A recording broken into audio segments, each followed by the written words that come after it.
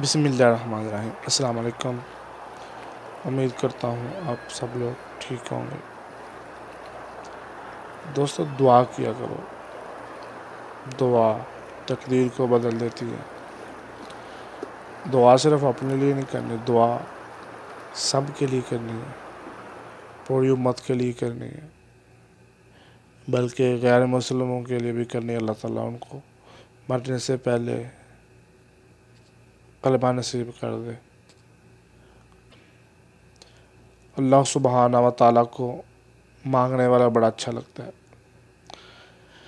دعا اس طریقے سے مانگے کہ آپ کے اندر عاجزی ہو اور اللہ سے بس یہی کہیں، اللہ سے باتیں کریں، یا اللہ ہم بے بس ہیں، ہم اس مشکل میں ہمیں اس مشکل سے نکال دے، ہماری بے بسی ہے، ہم کچھ نہیں کر سکتے، اے اللہ ہمارے پاس کوئی اور راستہ بھی نہیں یا کوئی اور جگہ بھی نہیں جہاں ہم جائیں اور ہمارا کام بن جائے۔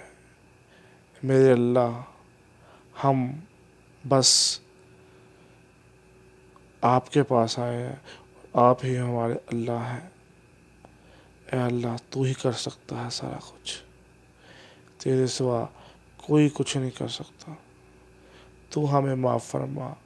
ہم اپنی غلطی تسلیم کرتے ہیں میرے اللہ، ہم اپنی غلطی مانتے ہیں، ہم سے گناہ ہوئے ہیں، ہم مانتے ہیں، ہم کو معاف کر دے، ہم تیرے گناہ گار بندے ہیں۔ تو بڑا مہربان رحیم کریم ہے یا اللہ، تو ہمیں معاف فرما دے۔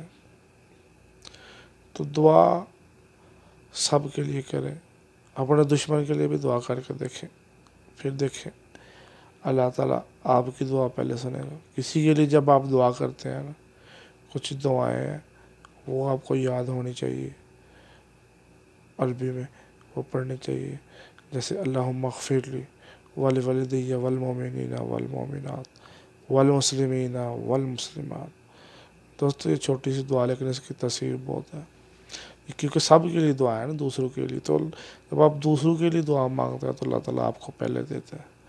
تو دل بڑا کرے، کسی کو اپنے سے چھوٹا نہ سمجھے، ہر کسی کا اچھا سوچے۔ شیطان کوشش کرتا ہے کہ یہ بندہ اس سے حسد کرے اور اس کے نقصان پہ خوش ہوتا ہے، بہت کوشش کرے گا شیطان آپ کا دماغ، لیکن آپ نے اس کو حملہ آور نہیں ہونے دینا، آپ نے اس کا مقابلہ کرنا ہے۔ آپ نے سب کے لیے دعا کرنی ہے۔ آپ جس کے ساتھ آپ کی نہیں بنتی، جو آپ کا اچھا دوست نہیں ہے یا دوست تھا کبھی، اس کے لیے بھی دعا کر کے دیکھیں، انشاءاللہ آپ کے بگڑے ہوئے کام بن جائیں گے۔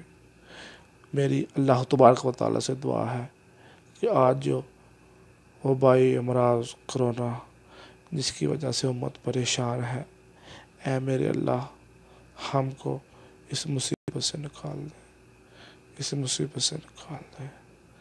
آمین ثم آمین۔ السلام علیکم ورحمۃ اللہ وبرکاتہ۔